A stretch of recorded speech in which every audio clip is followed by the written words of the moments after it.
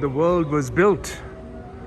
Church and corporations and the government. Building which was just there. So we start with the religion, then we formed a government. Then to keep both of those going, we create money.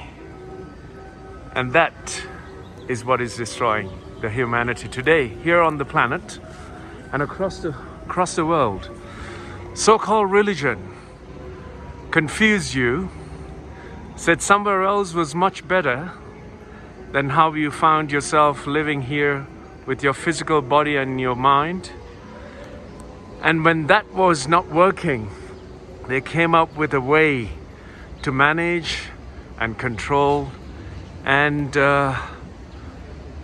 so much shackle the human aspiration with different systems of governments.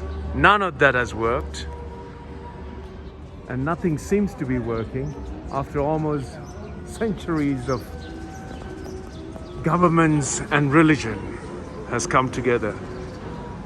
But who's paying for all that? Before, people didn't have work, so they worked for the church. That's what the Spanish did, building these churches, getting the locals to work for them. All they did was get the men to work on the buildings, building churches, and then the women to work tilling the soil to make food, and they fed the religious order and the government order. And now both of those haven't got following. Well, surely the religions don't have the following, the strength that they had before, so they're resorting to the government. Now the government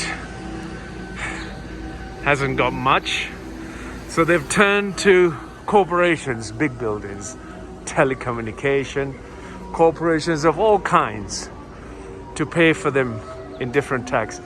They found a different way to actually escape that and start to introduce so-called